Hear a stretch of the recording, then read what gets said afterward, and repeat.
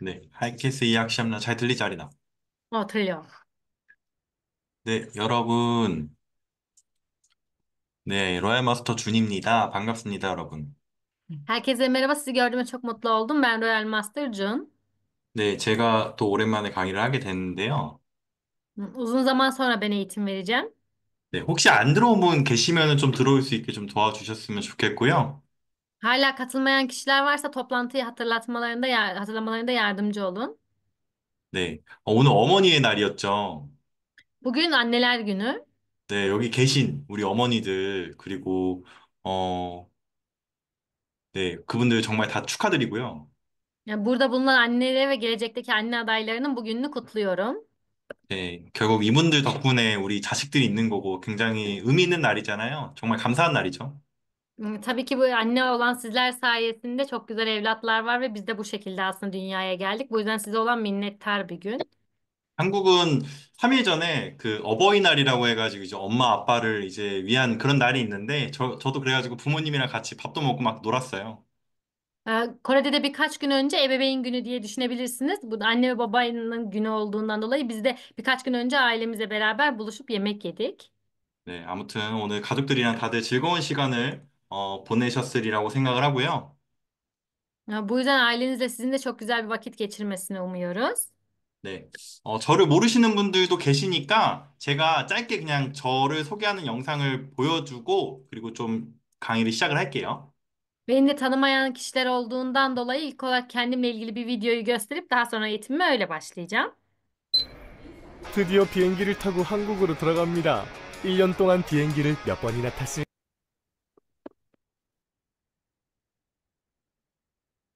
Bu soruyu anlama. 멈췄지. 드디어 비행기를 타고 한국으로 들어갑니다. 1년 동안 비행기를 몇 번이나 탔을까요? 하나, 둘, 셋, 넷. 무려 48번. 아, 제 소개가 늦었네요. 저는 정용호의 모든 것을 알고 있는 휴대폰입니다.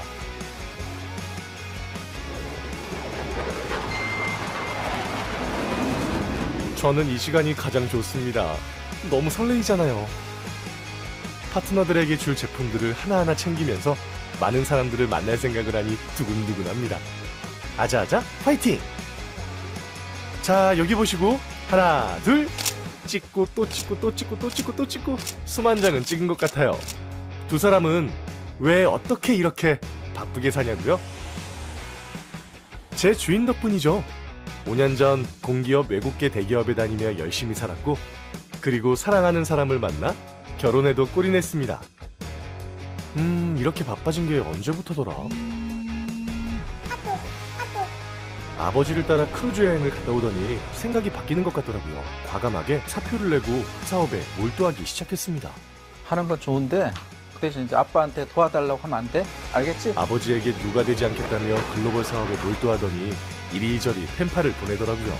그렇게 만든 튀르키예 친구들이 지금은 모두 든든한 파트너가 되어 있습니다. 번역은 물론 다 제가 해줬습니다. 메르하바. 이건 비밀인데 23년도에는 1억 2천만 원을 벌었더라고요. 32살에 연봉 1억 이상 리더스 클럽. 잠시만요. 뭔가 왔는데요.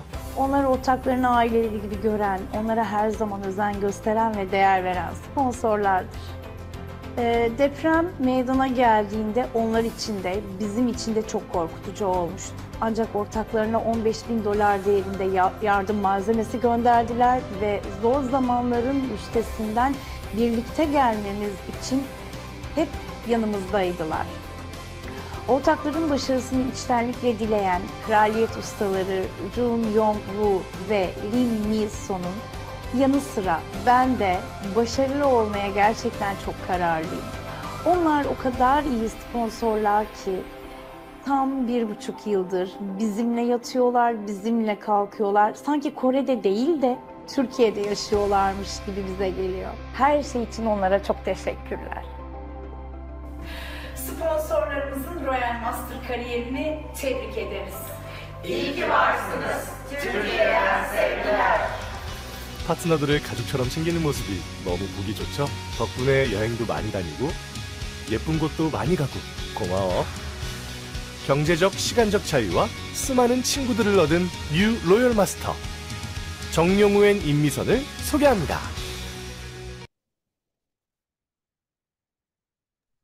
네, 반갑습니다. 다시 한번 소개할게요. 저는 정용우 준 로얄 마스터라고 하고요. 현재 애터미를 통해서 한 달에 60만 리라 정도의 수입을 얻고 있고요. Videoyu izlediyseniz tekrardan aslında size selam vermek istiyorum. Ben Royal Master Jun Atomi sayesinde aylık 600 bin TL kazanan biriyim. 네, 저도 이제 평범하게 회사를 다녔는데요. 회사에서 다닌다고 해가지고 부자 되는 사람 없잖아요. 저도 이제 그걸 느끼고, 영상에서 봤던 것처럼, 아버지를 통해서 애터미를 알게 되고 애터미를 선택을 해가지고 현재 일을 하고 있고요. Ben de çok iyi bir şirkette çalıştım ve ne kadar iyi bir şirkette çalışırsam çalışayım zengin olamayacağımı anladıktan sonra babamın yaptığı Atomi sayesinde bilgileri öğrenip bu işi seçtim.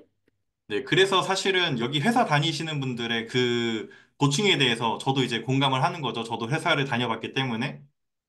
Bu yüzden normal bir şirkette çalışan insanlar ne kadar strese veya düşünceye sahipse ben de aynı düşüncelere, aynı strese sahiptim.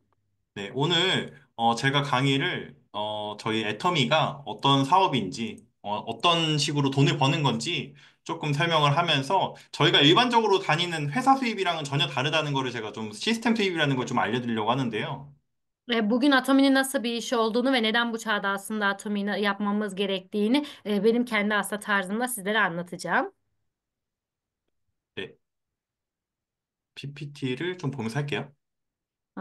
Ekran açacağım. Okey, poyo. 보여? Poyo poyo. 네. 자, 그래서 자, 우리가 보통 아는 수입이요. 이제 노동해가지고 얻는 수입이에요. Bizim aslında alışılageldiğimiz geçinme şekli işçilik geliriyle olan bir kazanma. 여기 보시면은 이제 왼쪽에 있는 분이 이제 회사원, 그리고 오른쪽에 있는 분은 너무 사실은 지금 편하게 지금 휴가를 즐기고 있잖아요. Solda gördüğümüz kişiler aslında genelde görmüş olduğumuz, alışmış olduğumuz durum olan şirket çalışanlarıyken sağda gördüğünüz fotoğraf tatil yaparak hayatın tadını çıkaran biri. 네, 여러분은 어떤 삶을 살고 싶으세요? Siz nasıl bir hayat yaşamak isterdiniz bunların arasından? 당연히 이 오른쪽에 있는 사람처럼 놀고 돈을 버는 그런 삶을 살고 싶지 않으세요? Tabii ki sağ taraftaki insan gibi eğlenen, böyle seyahat eden bir hayat tarzı istemez miydiniz? 근데 우리가 보통 아는 거는 일을 해야지 돈을 버는 건데, 일을 하지 않고도 이렇게 놀면서도 돈을 버는 수입이 있을까 아마 궁금하실 것 같은데요. Tabii ki bizim alışılageldiğimiz durum ne çalışırsan ancak bedenen bir yerde olursan para kazanıp geçimini sağlayabilirsin ama bu çalışmazsan para gelmez mantığıyla büyütüldük. 제가 그래서 오늘 노동 수입과 이 시스템 수입, 놀면서도 돈을 벌 수 있는 수입에 대해서 좀 제대로 설명을 좀 오늘 할 거예요. Bu yüzden bugün emek gelir yani işçilik geliriyle beraber sistem biz bir şey yapmasak bile gelir gelmeye devam eden sistem geliri arasındaki farkları sizlere anlatacağım. 뭐 당연히 예상하셨겠지만 이렇게 놀면서 돈을 벌 수 있는 시스템은 바로 애터미가 있고요. Tabii ki sizler de tahmin etmişsinizdir. Bu şekilde seyahat ederek, eğlenerek para kazanabileceğiniz bir iş Atomi. 자, 시작하기 전에 여러분은 하루라도 일을 쉬고 그러면 당연히 수입도 같이 멈추지 않나요? İlk olarak şunu düşünmenizi istiyorum. Hangi gelir yapısına sahipseniz diyelim bugün hiç bir şekilde çalışmadınız. Sizin gelir yapınızda bir değişme oluyor mu? Yani paranız kesiliyor mu ya da o gün para kazanmıyor musunuz? 그거 당연한 거죠. 일을 안 가면 당연히 돈이 안 들어오는 게 당연한 거잖아요, 사실은. Eğer çalışmıyorsanız bir yerden para gelmemesi çok doğal bir durum. 그리고 우리가 만약에 아파요. 그래서 병원에 들어갔어요. 또는 우리가 이제 여행을 가요. 그러면 당연히 수입이 끊기는 거죠. Ya da hastalandığınızda veya işe gidemediğiniz durumu ya da seyahatte olduğunuz durumu düşünün. Tabii ki burada da gelirinizde azalmalar olacak. 이런 구조를요, 저희가 이제 노동 수입이라고 부르는 거예요. Yani böyle aslında bu temel özelliklere sahip olan gelire biz emek geliri, yani işçilik geliri diyoruz. 제가 예전에 회사 다닐 때가 딱 그랬거든요. 저는 그래가지고 항상 사실은 약간 불안하고 미래가 두려웠어요. Ya benim de iyi bir şirkette çalışsam da aslında çalışma hayatım bu şekildeydi. Bu yüzden gelecekle ilgili çok fazla kaygım olduğundan dolayı sürekli huzursuz ve depresiftim. 제가 왜 두려웠을까요? 왜냐면요, 제가, 지금은 그때는 건강했었어요. 근데요, 갑자기 제가 아프기라도 해가지고 회사를 못 나가요. 그럼 회사에서 제가 며칠 안 나온다고 해가지고 저를 바로 이렇게 해고를 하진 않겠죠? 자르진 않겠죠? 근데 제가 오랫동안 아파요. 그럼 당연히 저를 자르겠죠? 그럼 저는 돈이 끊기잖아요. Bir şirkette çalışırken de bunu düşünüyordum. Tamam, şu an genç olabilirim, sağlıklı olabilirim ve işe gidiyor olabilirim. Ama daha sonrasında diyelim bir hastalığım çıktığında ve uzun zaman bir tedavi almam gerektiğinde durumum ne olacaktı? Tabii ki bir hani kısa bir süre için bir raporla işten izin alabilirim ve bu beni kovmaları için bir sebep olmaz. Ama hastalığım uzun bir evreye yayılırsa ve çalışamamın durumunda olursam o zaman ne yapacaktım? İlla ki kovulurdum. 제가 아무리 일을 잘하고 뛰어나더라도 제가 아파가지고 병원에 있는데 회사에서 저를 계속해서 고용할 이유가 없잖아요. Ne kadar yetenekli, ne kadar iyi bir çalışan olursam olayım, eğer iş yerinde değilsem ve şirketin istediği görevleri yerine getiremiyorsam kim olursa olsun bir şirketin işine yaramadığım için beni kovar. 그쵸? 터키도 똑같죠? 한국도 당연히 같습니다. Tabii ki Türkiye'de nasıl geçerliyse bu kurallar Kore'de de aynı şekilde geçerli. 근데 이게 터키, 한국만 그런 게 아니라 전 세계가 다 똑같잖아요. 일 못하면은 돈 끊기는 거 당연한 거예요.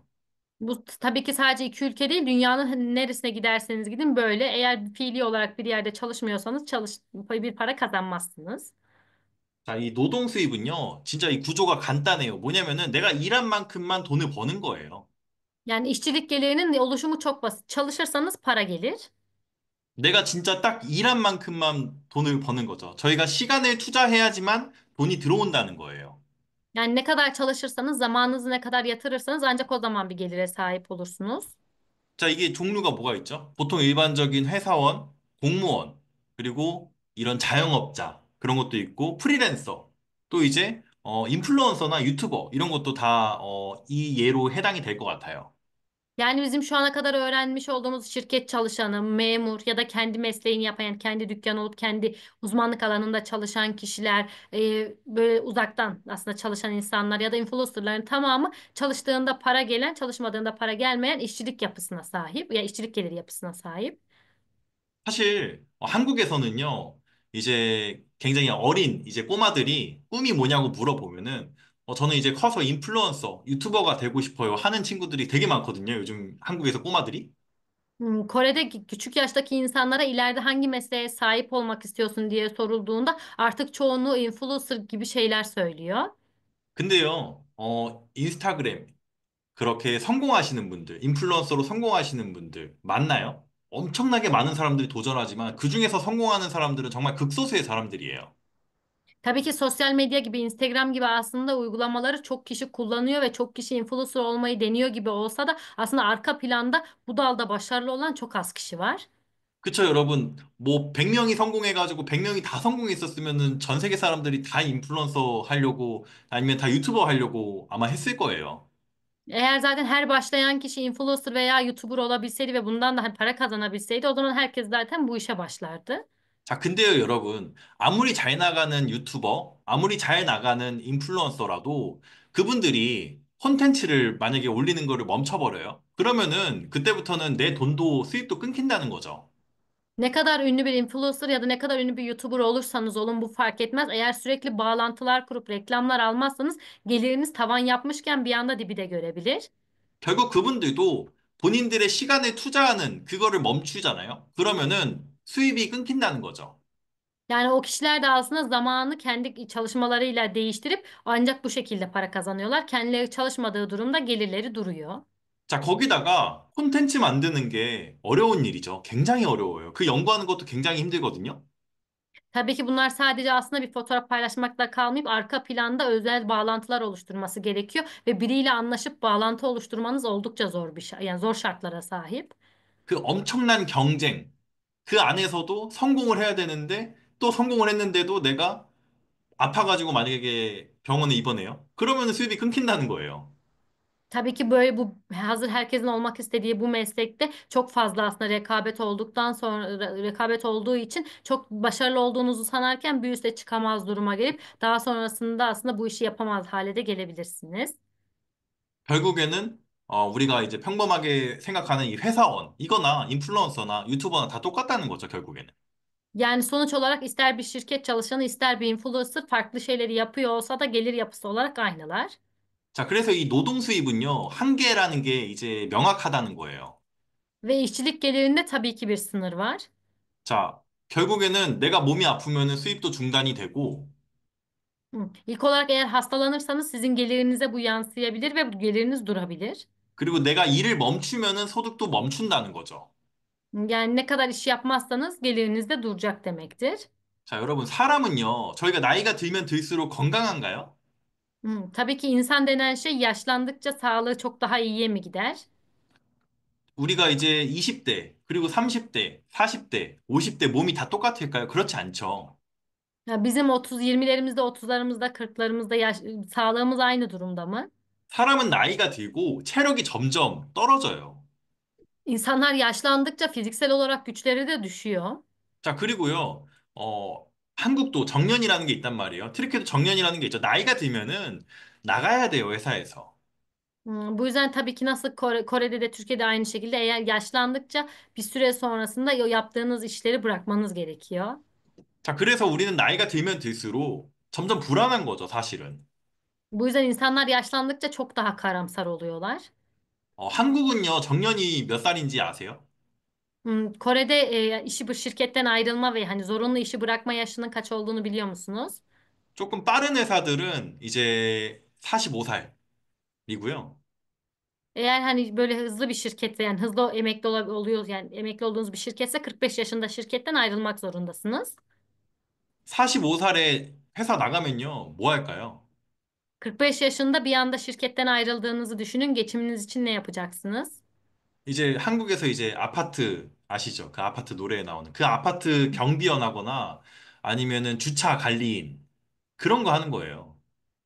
Kore'de 45 yaşında biri şirketiyle alakasını kestikten sonra geçimini sağlamak için genelde apartmanda temizlik görevlisi veya böyle otoparklarda hani yönlendirme gibi otoparkta çalışan biri yani çalışma işini yapıyorlar. 할 게 없다는 거죠. Onlar için de yapabilecek başka bir iş yok çünkü. 중국은요, 몇 살에 회사 나가는지 아세요? 보통 40살에 나가요.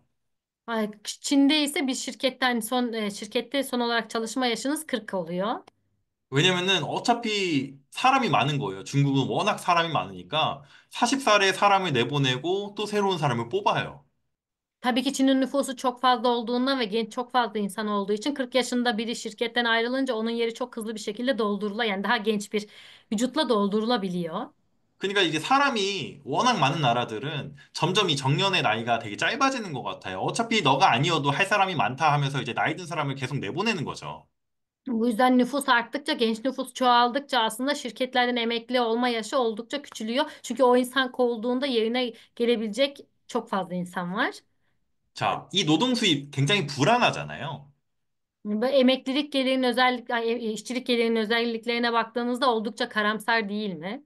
근데 이 전 세계 대부분의 사람들은 이 노동 수입을 통해서 돈을 벌어요, 사실. Ama tabii ki gelenekselleşmiş olduğundan dolayı dünyanın neredeyse çoğu işçilik geliriyle geçimini sağlıyor. 근데요, 이 노동 수입이 아니고 제가 처음에 얘기했던 바로 시스템 수입이라는 게 있는데요. Ama bizim için işçilik geliri değil, başta da söylediğim farklı bir gelir tipi olan sistem geliri de var. 간단하게 말하면은 내가 일하지 않아도 돈이 들어오는 거예요. Sistem gelirini tek bir cümleyle açıklamak gerekirse siz çalışmasanız da size gelen gelir demek. 한번 우리가 구조를 만들어 놓으면은 내가 자고 있어도, 쉬고 있어도, 여행을 가도 돈이 들어오는 그런 수익 구조예요. Para kazanmak için sistemi zaman yatırıp bir kez oluşturduğunuzda sistem oluştuktan sonra siz evde de olsanız çalışmasanız da seyahatte de olsanız size para kazandıran gelir demek. 자, 여러분이 알고 있는 시스템 수익을 받는 그런 직업들이 뭐가 있을까요? Sizce sistem geliri yani sizin bildiğiniz sistem geliri kazandıran hangi işler vardır? 작곡가 있죠, 작곡가. Çakukka boyoppa. 음악을 만드는 사람. İlk olarak mesela şarkı sözü yazan kişi. 너무 좋은 Besin. 음악을 만들었어요. 그러면은 그 음악으로 인해서 저작권료라고 해가지고 사람들이 많이 들으면 들을수록 들어오는 그런 임대 수익 같은 그런 것도 이제 시스템 수입이겠죠? Mesela bir şarkı bestecisi olduğunuzu düşünün. Bir kez oturup bir şarkıyı yazdığınızda daha sonra o şarkı piyasaya çıktığında size artık hiçbir şey yapmasanız bile o şarkı sürekli dinlendikçe bundan para kazanacaksınız. 자, 아니면은 건물을 가지고 있어요. 뭐 그런 분들은 이미 건물 자산이 있기 때문에 사실 거기를 통해서 들어오는 임대료 같은 게 있죠. 사람들이 거기서 장사를 하든가 하면은 그런 것도 시스템 수입이라고 할 수 있고요. Veya başka bir örnek diyelim bir binanız ya da birkaç tane daireniz var diyelim. Bu dairelerde tabii ki insanlar yaşayacak, onları kiralayacak, dükkanlarınız vesaire olabilir. Oradaki gelirler yani gibi kira geliriyle geçinmek de bir sistem geliri. 자, 근데 제가 지금 말한 이거요. 평범한 사람들이 할 수 있는 건가요? Yani bu söylediğim iki işte aslında sadece yetenekli veya hani maddi durumu olan insanların yapabileceği şeyler. Herkes bunu yapamaz. 모든 사람들이 건물을 가지고 있지 않잖아요. Herkes bir gayrimenkule sahip değildir. 그쵸? 건물이 얼마나 비싸요? Yani bir ev almanın ne kadar pahalı olduğunu düşünün. 자, 그러면은 우리 모든 사람들이 곡 같은 거를 우리가 만들 수 있을까요? Ama diyelim ev alamıyoruz. Her insanda bir şarkı yazma, bir sanatçı yeteneği var mıdır? 물론 만드는 거는 가능하겠죠. 근데 그 음악이 모든 사람들이 들을 수 있을 정도로 굉장히 좋은 곡을 여러분이 만들 수 있을까요? Tabii ki bildiğimiz bilgilerle oturup bir şeyler karalayabiliriz ama bu karaladığımız şeyler piyasaya sürüldüğünde binlerce insanın dinleyebileceği kadar değerli olacak mı bu sorun? 여러분 그 BTS라고 아시죠? Herkes BTS'i biliyordur. BTS 노래를 이제 어떤 작곡하시는 그 작곡가분이 계시는데 그분이 BTS 곡 하나를 작곡을 하고 나서 얼마나 돈을 많이 벌었냐면요. Tabii ki BTS'in şarkılarından şarkılarının birini yazan şarkı bestecisi o şarkının dinlenmesi sayesinde ne kadar kazandı derseniz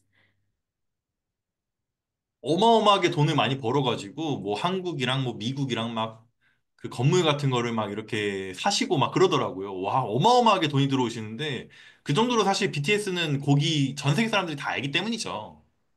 tabii ki bu parayı hani Türk lirasına çevirdiğimizde çok fazla para eder ama Kore'de de Amerika'da da böyle birkaç tane bina alacak kadar çok fazla kazandı. Bunun sebebi ise yazdığı şarkının BTS gibi ünlü bir grup tarafından piyasaya sürülmesiydi. 자, 제가 지금 말한 거는요. 평범한 우리들은 할 수 없는 것들이에요.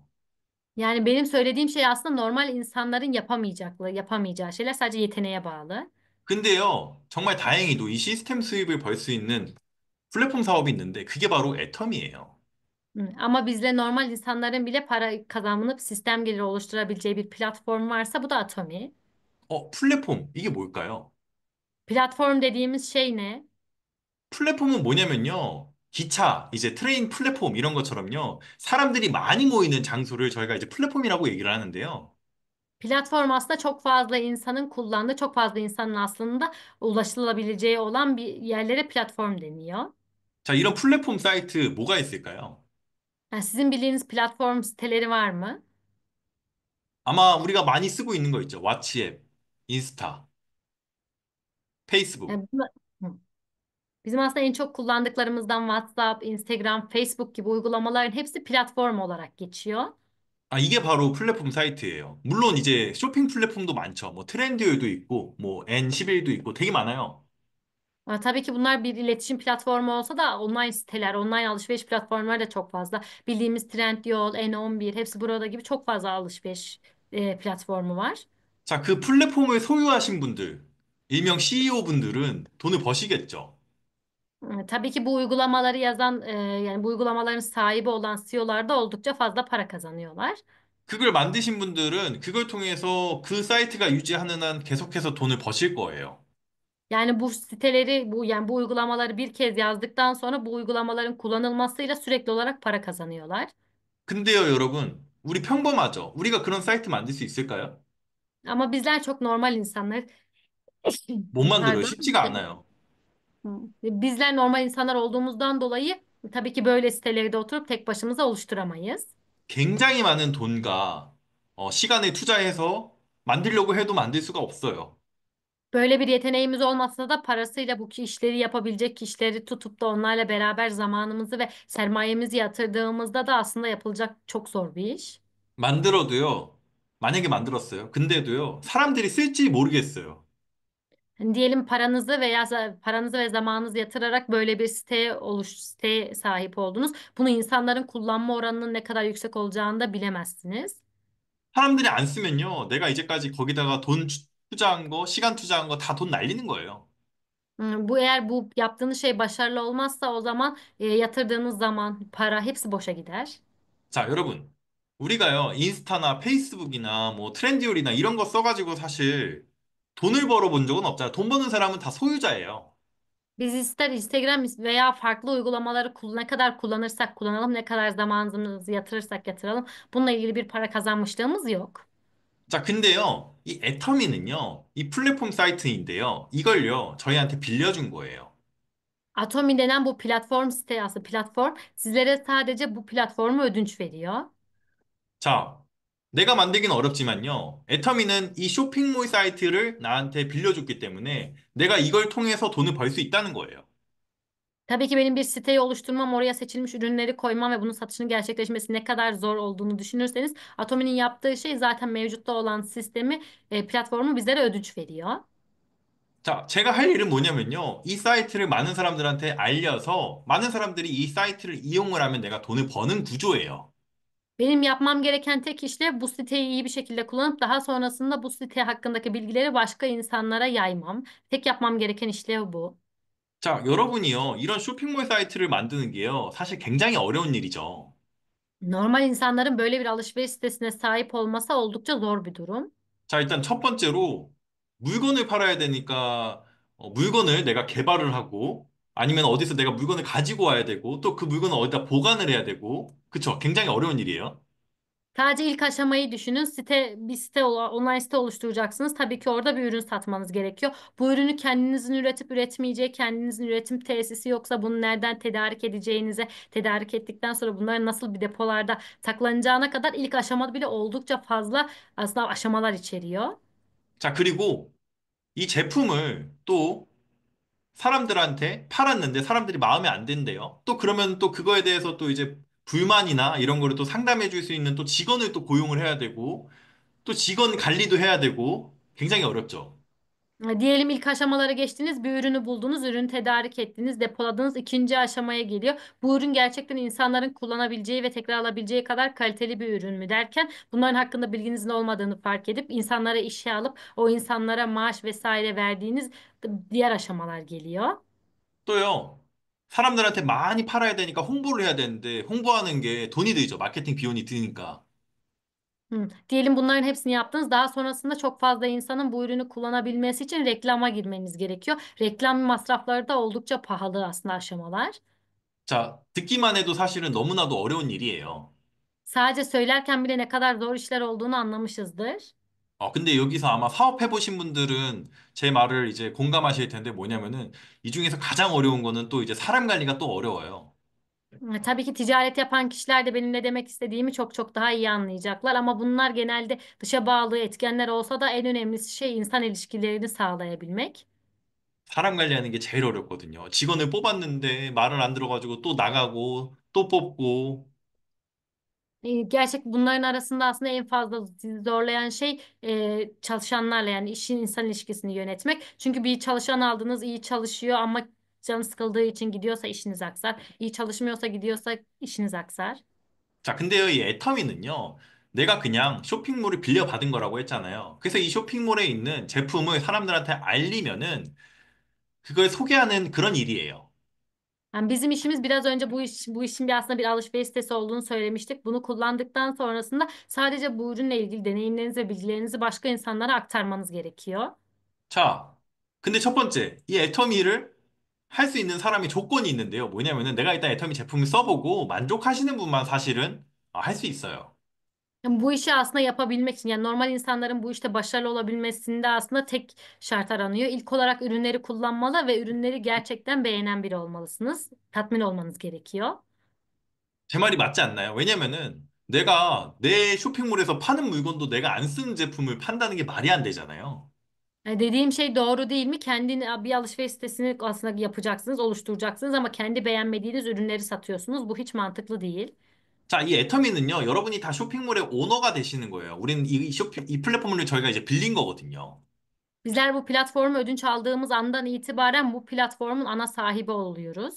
자, 그래서 제가 이제 제품을 써보고 좋은 제품을 주변에 소개를 하면요. 그럼 나를 통해서 이제 소비자분들과 그리고 나같이 일을 하시는 이제 파트너분들이 생긴다는 거죠. Bu yüzden bizler bunu aslında ürünleri kullanıp ürünler hoşumuza gittikten sonra insanlara yaydığımızda bu insanlar arasında ürünleri kullanabilen tüketicilerle beraber bu işi belki de sizin gibi yapmak isteyen girişimciler çıkacaktır. 자, 그분들이 이제 꾸준히 제품을 사용하시면서 또 주변 분들한테 또 소문을 낼 거란 말이에요. 나같이 또 일하시는 분들은 더 열심히 일을 할 거고. Tabii ki o insanlar da ürünleri kullandıktan sonra ürünlerden tatmin olacak ve çevresindeki insanlara yaymaya başlayacaklar. Tabii ki sizler gibi girişimci olan insanlar çok daha fazla insana ulaşacak. 자, 그러면은 그분들이 구매하는 그 제품의 포인트에 대해서 저희는 다 저희가 그 수당을 받는 그 기준이 되는데 그게 내가 직접적으로 데리고 온 사람이 아니더라도 내가 데리고 온 사람이 또 데리고 온 사람이더라도 그걸 다 인정해줘가지고 저희가 그걸로 돈을 번다는 거예요. Tabii ki bu insanlar da bu bilgi sahibi olduktan sonra bu ürünleri almak isteyecekler ve satın alma gerçekleştiği durumda ürünlerin puanları bir komisyon kazanacağımız komisyonlar ürün puanlarının sistemine dayandığından dolayı bu puanlar aslında bize bir komisyon kazandıracak ama önemli olan nokta sadece benim yaptığım değil benim alt ekibimde kim yaparsa yapsın o üyelerin tamam alışverişi benim için okeylenecek. 자, 그래서 이 과정이 계속해서 복제가 되면요. 내가 일을 하지 않아도 돈이 계속 들어온다는 거죠. Yani bu oluşum sürekli olarak tekrarlara dayandığında o zaman sizler çalışmasanız bile sistem geliri elde edebileceğiniz bir yapıyı oluşturmuş olacaksınız. 자, 근데요. 가장 그 중요한 조건이 있어요. 사실 뭐냐면은 이게 이루어지려면은 이게 되려면은 제품이 좋아야 되거든요. Ama tabii ki tüm bu aşamaların tek tek gerçekleşmesi için önemli olan şey ürünlerin kaliteli olması lazım. 그쵸? 아, 나는 써봤는데, 난 좋았는데, 내 친구가 써봤는데 안 좋았어. 근데 그 친구가 또 Hadi 다른 사람한테 소개했는데 또 안 좋았어. 그러면 재구매가 안 이루어진단 말이에요? diyelim ben ürünü kullandım ama benim ürün hoşuma gitmedi. Daha sonrasında arkadaşıma önerdim. Arkadaşımın da hoşuna gitmedi. O başkasına söyledi. Kimsenin hoşuna gitmedi. Böyle olduğu durumda insanlar ürünleri bir kez alır ve tekrar alımlar gerçekleşmez. 나도 좋아하고, 내 친구도 좋아하고, 그 사람이 소개하는 사람들도 다 좋은, 모두가 인정하는 퀄리티의 제품이어야지 이게 가능하다는 거죠. Bu yüzden ürünü aslında ilk olarak benim kullanıp benim sevip tatmin olduktan sonra arkadaşlarıma önerdiğim onların da tatmin olduğunda ancak o tatmin olduğu duyguyu başkalarına aktararak insanların memnun kalıp tekrar alımlar olduğu bir sisteme, bir oluşuma sahip olmamız gerekiyor. 자, 그쵸? 그래야지 사실은 이 네트워크 회사라는 거는 존재 자체가 제품이 좋아야지만 오래 갈 수 있는 그런 구조예요. Bu yüzden network sisteminin en temel yapısı ürünler iyi olmalı ki insanlar bu ürünleri almaya değer görsün. 정말 다행히도요, 애터미는 제품이 너무 좋아요. Ve bizim iş için gerçekten yani en iyi kullanılacak şey ürünlerin çok çok iyi olması. 여기 계신 분들 중에서 애터미 써보신 분들 많죠? 다들 만족하셨을 거라고 저는 생각을 해요. Tabii ki bu toplantıya katılıp Atomi ürünlerini kullanan çok kişi vardır. Her kim olursa olsun ürünü kullandığına tatmin olduğuna ben eminim.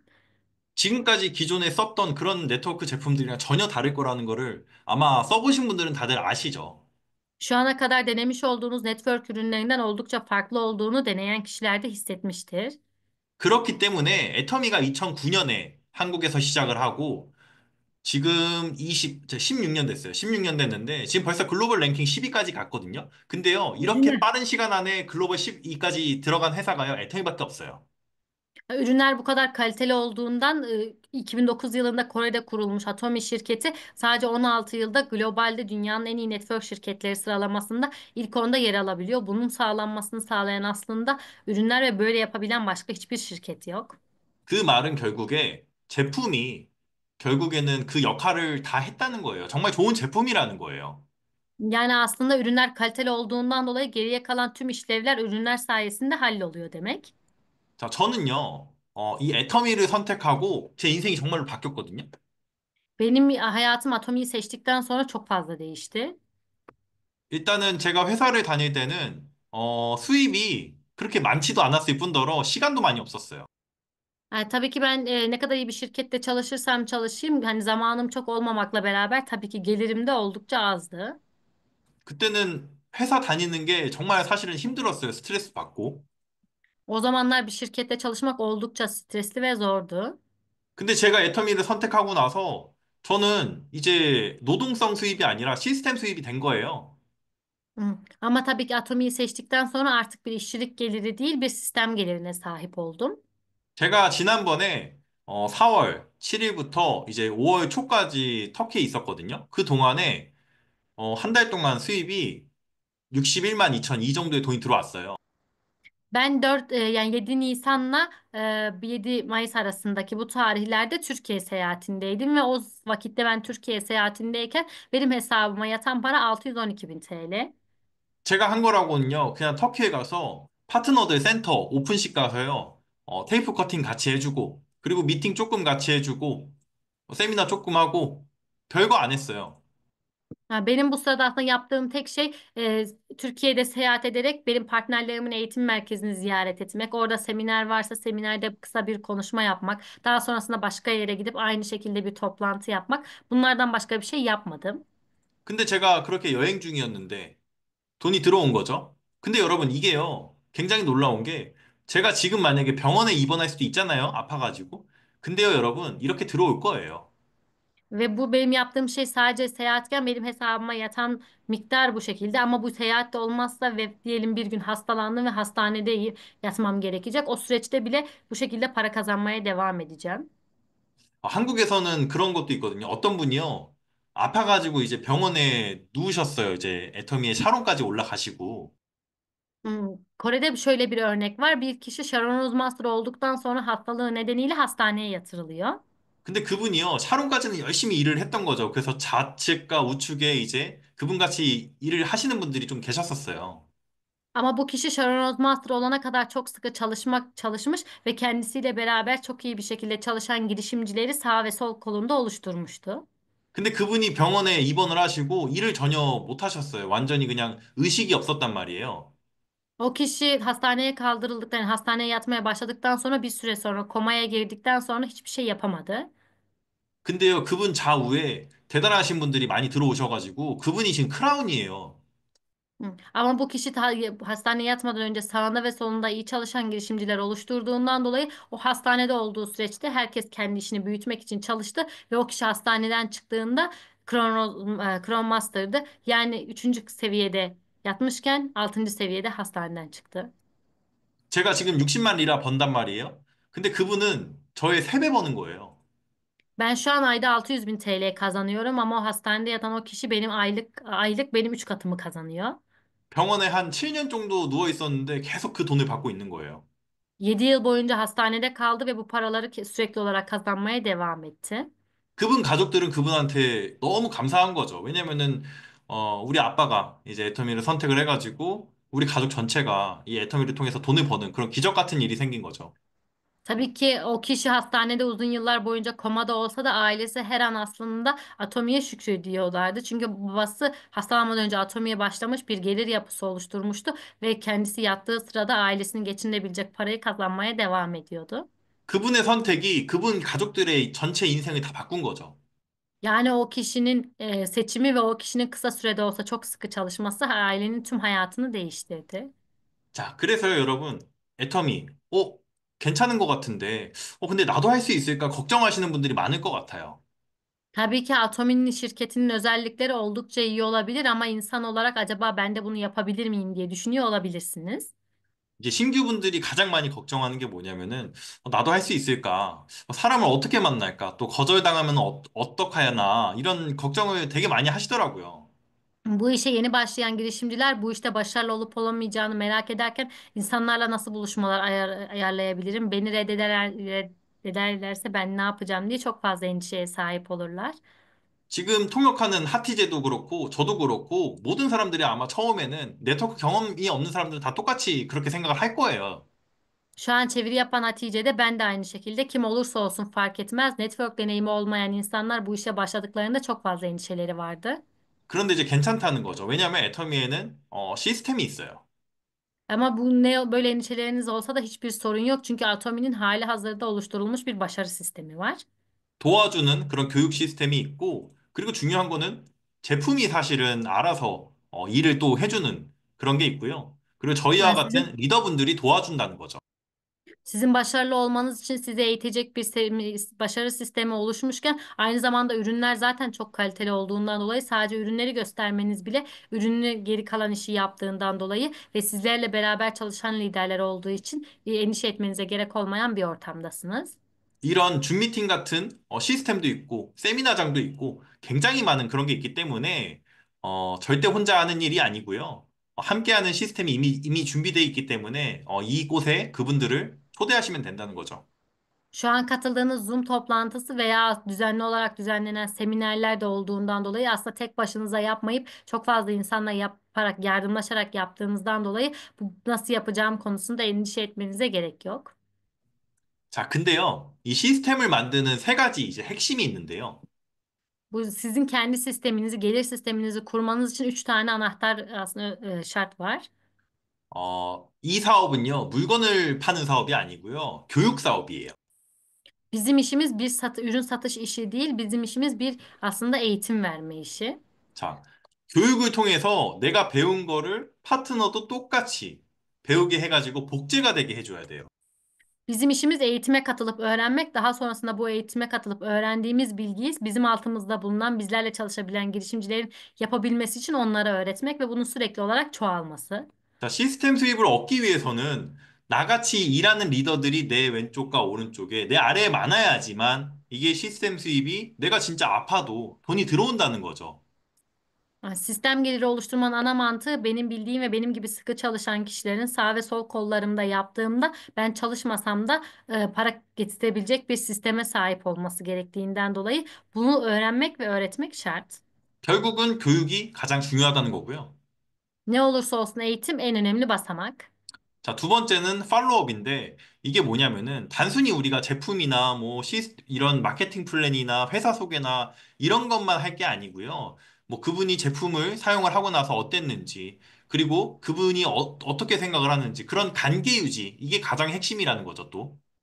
Daha sonrasında ikinci adım olan takip ve ilişki yönetimi oluyor. Bizim işimiz sadece insanlarla bir kez buluşup kazanç planını, şirket tanıtımını yapmak değil, daha sonrasında o kişilerle iletişime geçerek o kişinin ürünü kullanıp kullanmadığı, ürünle ilgili memnuniyetleri ve şikayetleriyle beraber sürekli olarak danışmanlık vermek.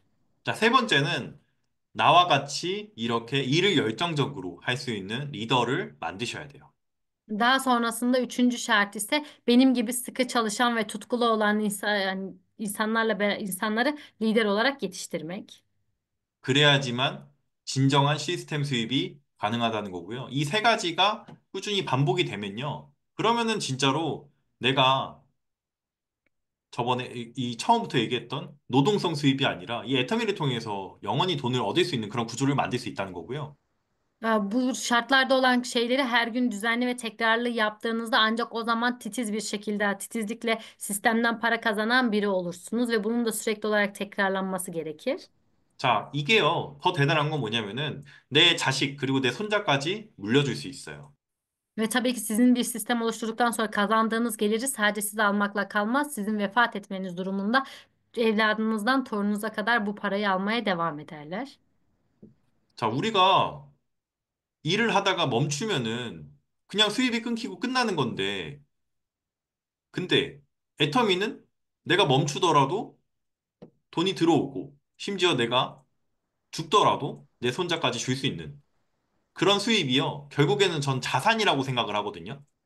Yani bir işte çalıştığınızı ve çalışmazsanız gelir gelmediğini düşünün. Böyle bir yer varken Atomi'de belli bir zamanınızı yatırıp sistem geliri oluşturduktan sonra kendinizin para ve zaman özgürlüğüne sahip olduğunuzu, daha sonra siz vefat etseniz bile aynı özgürlüğe çocuklarınızın sahip olduğunu düşündüğünüzde aslında Atomi bir miras, bir aslında sahip olduğunuz bir mülk gibi oluyor. 그쵸. 건물과 같은 자산과 같은 그런 거를 저희가 이제 애터미를 통해서 갖는 거라고 생각을 하시면 돼요. Yani nasıl bir emek harcayıp zamanınızı ve yıllarınızı yatarak bir binaya sahip bina aldığınızı düşünün. Aynı şekilde bir atomiyi de onunla birlikte bir mülk gibi düşünebilirsiniz. Sahip olduğunuz bir servet.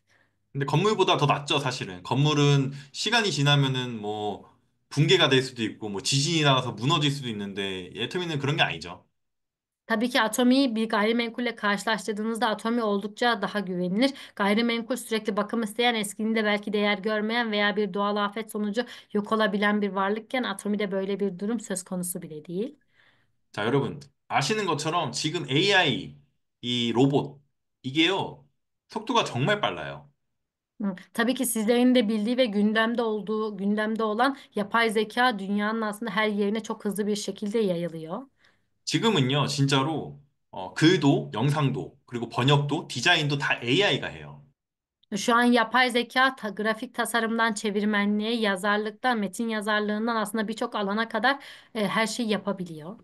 실제로 많은 이제 프리랜서 분들, 그리고 이제 마케팅 하시는 분들이, 직장에서 이제 일자리를 잃고 있어요. Bu veya böyle uzaktan yani şirkette değil evde çalışan kişilerle beraber pazarlama alanında çalışan insanlar da tehlike altında. 저희 어머니도 은행원이었거든요. 근데 한국도 이제 은행원들이 없어지고 있어요. 로봇들이 이제 대체를 하고 있거든요. Benim annem bir banka çalışanıydı ama Kore'de robotlaşma ve yapay zeka biraz ileri düzeyde olduğundan dolayı artık onun yerine bu işi robotlar yapıyor ve banka çalışanları teker teker işlerini bırakıyorlar. 이제 운전도요, 한국은 택시도 버스도 이제 로봇이 알아서 하는 무인 그런 운전 시스템이 다 이제 진보가 돼가지고 이제 제가 볼 때는 그렇게 오래 걸리지 않을 것 같아요. 정말 많은 거리에서 그런 게 보이는 게 이제 터키도 아마 그러지 않을까요? Şu an Kore'de otobüsler yani halk otobüsleriyle beraber taksiler artık şoförsüz olarak ulaşım sağlayabiliyor. Bunun yerine aslında tabii ki robotlaşma ve yapay zeka gerçekleştiriyor. Bu da tabii ki ileride de Türkiye'nin böyle olacağının bir göstergesi. 자, 노동 수입에만 의존하는 시대는 끝났다는 거예요. 앞으로는 내가 없어도 수익이 발생하는 구조, 이런 시스템 소득을 가진 사람들만 살아남을 수 있다는 거예요. Yıllar boyu insanların yaptığı ve gelenekselleşmiş olan iş modeli yani işçilik gelirinin artık bir işe yaramadığı bir dönemde yaşamış bulunuyoruz. Onlar artık biz çalışmasak da bize gelir getirecek bir sistem gelirine ihtiyacımız var. 제가 영상을 하나 보여드릴게요. AI로 만든 거거든요. Yapay zeka ile yaptığım bir videoyu göstermek istiyorum. Merhaba arkadaşlar. Ben Atomi Partner grubunun Royal Master'ı Jun. Bugün bu Zoom toplantısına katıldığınız için hepinize çok teşekkür ederim. Aramızda yeni başlayanlar da var. Uzun zamandır bizimle olan liderler de var. Bugün sizlerle yapay zeka ve değişen dünya düzeni içinde neden Atomi konusunu konuşmak istiyorum. Gelin birlikte düşünelim. Son zamanlarda ne kadar hızlı bir değişim yaşandığını fark ediyor musunuz? Ben şahsen bunu her gün hissediyorum. Örneğin ilk ChatGPT çıktığında sadece bir arama motoru işte dedim ama şimdi neredeyse her şeyi onunla yapıyorum. Sunum yazıyor, video senaryosu hazırlıyor, hatta seslendirme bile yapıyor. Tasarım, çeviri, metin hepsi artık otomatik. İşte bu yaşadığımız çağın gerçeği. Eskiden böyle bir değişim 10 yılda olurdu. Şimdi 1 yılda oluyor. Ve bu sadece bir başlangıç. Gelecek 5-10 yılda neler olacağını kimse bilmiyor. Ama bildiğimiz bir şey var. Bu değişime ayak uyduranlar kazanacak. Bugünün dünyasında bir şey çok net. Platformlar dünyayı yönetiyor. Uber, Airbnb, Getir, Trendyol. Ne dikkat ettiniz mi? Bu şirketlerin kendine ait malı yok. Uber'in arabası yok. Airbnb'nin oteli yok. Sadece bağlantı kuruyorlar.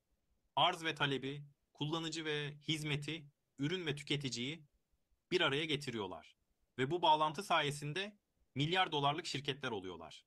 Atomi de aslında bir platform.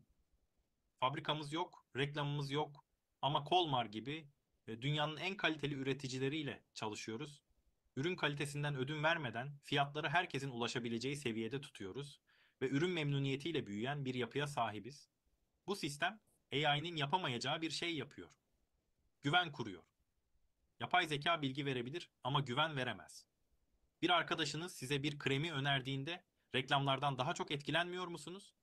İşte Atomi'nin gücü burada yatıyor. Tavsiye ile yayılan bir sistem. Satış zorlaması yok, baskı yok, sadece memnuniyet var. Ve bu memnuniyet kazanca dönüşüyor. Şimdi şöyle düşünün. Bir iş kurmak istiyorsunuz. Küçük bir kafe bile açmak isteseniz 1 milyon TL'ye yakın sermaye gerekir. Kira, personel, fatura, reklam, bitmeyen masraflar. Ve her ay başında stres. Peki ya başarılı olamazsanız? Atomi'de risk sıfır. Kayıt ücreti yok. Aidat yok. Zorunlu satın alma yok. Sadece ürünleri kendiniz kullanıyor. Memnun kalırsanız çevrenizle paylaşıyorsunuz. İşte bu kadar. İnsanlar artık böyle bir sistem arıyor. Risksiz, güvenilir, uzun vadeli bir gelir modeli. Ve işin en güzel kısmı şu. Bu sistemi kullanarak dünyanın her yerinde iş kurabilirsiniz. Eskiden global iş yapmak için dil bilmek, yurt dışına çıkmak gerekiyordu. Şimdi Google Translate, otomatik altyazı, AI seslendirme, tek başınıza bile uluslararası bir yapı kurabilirsiniz. Ben şu anda Türkiye'de değilim ama Türkiye'de binlerce tüketici ve iş ortağım var. İşte beni hiç görmemiş insanlar benim ağımda alışveriş yapıyorlar. Bunu mümkün kılan Atomi'nin sistemi ve teknolojidir. Lider arkadaşlarıma sesleniyorum. Bugün artık çok çalışan değil, akıllı çalışan kazanıyor. Sistemi kim iyi kullanırsa o büyür. Liderin görevi artık sadece motive etmek değil, nasıl doğru yoldan gideceğini göstermek ve Atomi bu yol için tüm altyapıyı hazırlamış durumda. Yeni başlayan arkadaşlara da bir şey söylemek istiyorum. Biliyorum başlarken biraz korkuyorsunuz. Yapabilir miyim? İnsanlar ne der? Reddederler mi? Ama inanın, hepimiz böyle başladık. Ben de ilk başta normal bir çalışan olarak bu işi ek gelir olsun diye denedim. Ama zamanla sistem işledi. Kullandığım ürünleri başkalarına da önerdim. Onlar da kullandı, memnun kaldı. Derken ekip kuruldu. Bir gün baktım, ben çalışmasam da kazanç gelmeye başlamış. İşte o zaman anladım. Bu sistem gerçekten çalışıyor. Bugün bir ayda L300 Liechtenstein kazanıp sonra 3 ay hiç kazanmamaktansa her ay L190 L200 bin arası düzenli kazanç elde etmek çok daha değerli. Çünkü özgürlük sürdürülebilir gelirle gelir. Şu an yapay zeka her yerde, her sektörde işleri değiştiriyor. Ama insan ilişkisini, güveni, inancı AI yapamaz. O yüzden bizim işimiz yani Atomi işi gelecekte daha da büyüyecek. Çünkü bu iş insan işi. Bugün size tek bir şey önermek istiyorum. Ertelemeyin. Şu anda sahip olduğunuz bu fırsatı değerlendirin. Çünkü gelecek bugünkü kararlarınıza bağlı. Bu toplantıya katıldığınız için zaten ilk adımı attınız. Şimdi adım adım büyüyebilirsiniz. Ben ve ekibimiz bu yolda sizinle beraberiz. İnancınızı kaybetmeyin, pes etmeyin. Atomi'de gerçekten kazananlar, devam edenlerdir. Hepinize çok teşekkür ederim. Bu yolculukta birlikte yürümek dileğiyle. Merhaba arkadaşlar. 어, 여러분 어때요? 저 터키어 잘하죠? Nasıl duruyor? Türkçe iyi konuşuyor muyum diyor. 자, 그래서 여러분, 이렇게 시대가 빠르게 바뀌고 있다는 거예요. İşte bu şekilde çok kolayca dünya değişiyor. 자, 근데요, AI가 대체 못하는 게 있는데 뭐냐면요. 바로 사람과 사람 간의 이 관계예요. Yapay zekanın tek ele getiremeyeceği şey iki insan arasındaki ilişki. 이거는 AI가 절대로 따라할 수가 없어요. Bir yapay zeka bunu kesinlikle yani iki insan ilişkisinin yerini bir de yapay zeka alamaz. 애터미는 바로 이 사람의 신뢰, 이 관계를 기반으로 하는 시스템 비즈니스이기 때문에 앞으로도 더 강력한 비즈니스가 될 거예요. Tabii ki bizim işimiz daha böyle samimiyete, güvene dayanan iki insan arasındaki ilişkiyi ortaya çıkaran bir iş olduğu için ilerleyen zamanlarda bunun kıymeti çok daha fazla olacak.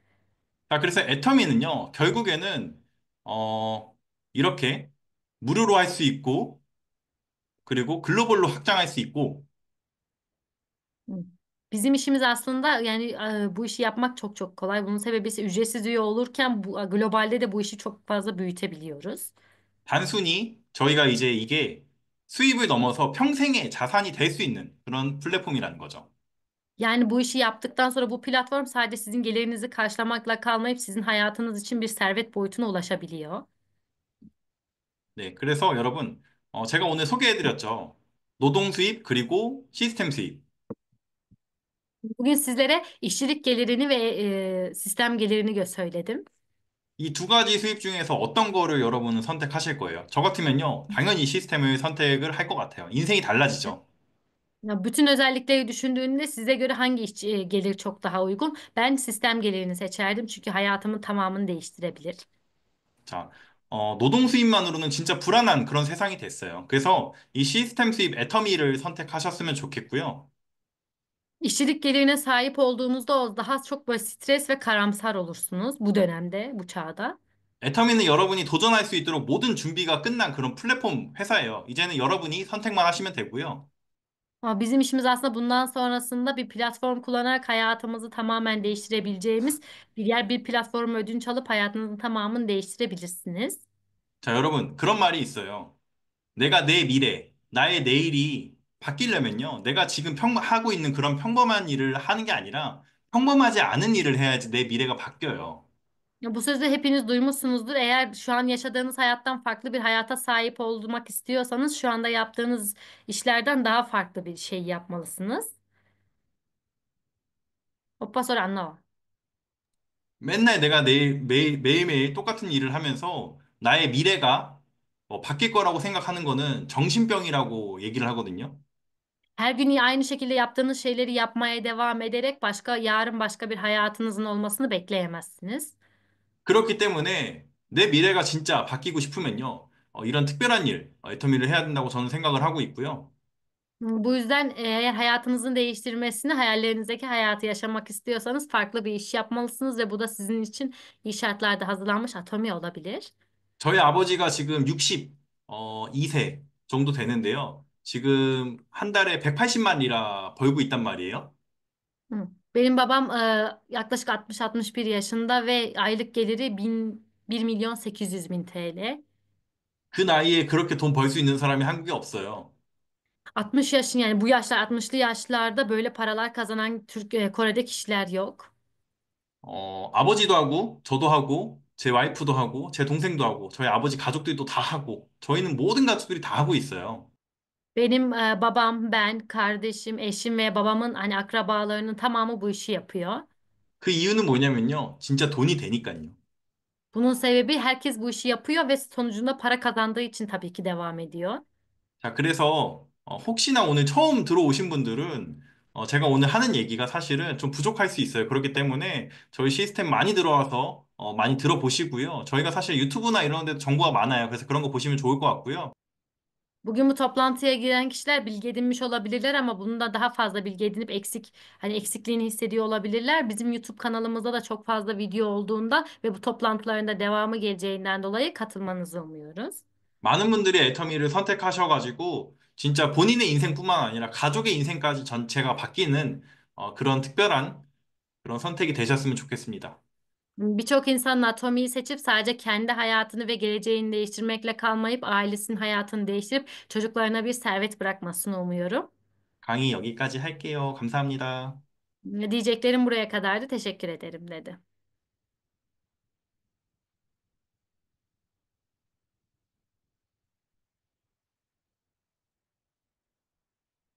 Estoni. 네, 모두 잘 들으셨나요? Herkes güzelce dinledi mi? 저는 정말 시간이 하루하루 지날수록 AI가 너무 무서운 것 같아요. Her gün geçtikçe yeni bir özellik çıkması bu beni yapay zekanın çok korkutuyor. Türkçem bozuldu. 앞으로 정말, 나날이 발전하는 AI가 어디까지 인간이, 진짜 할 수 있는 영역을 침투할지 너무너무, 기대가 되면서 또 걱정이 되더라고요.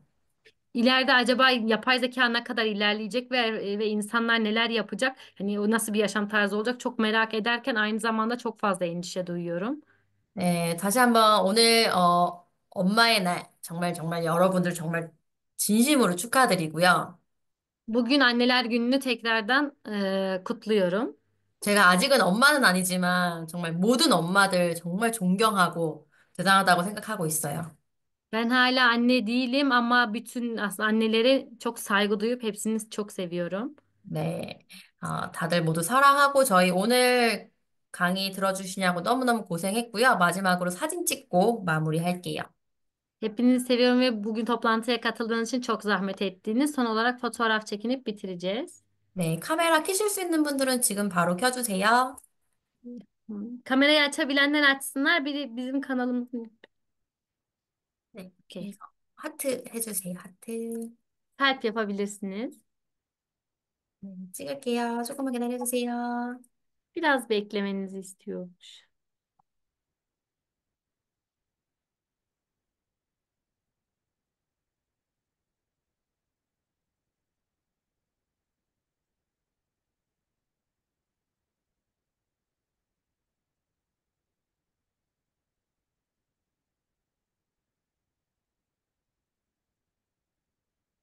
됐습니다. 띠띠. Herkese iyi akşamlar. İyi akşamlar. 바이바이, görüşürüz.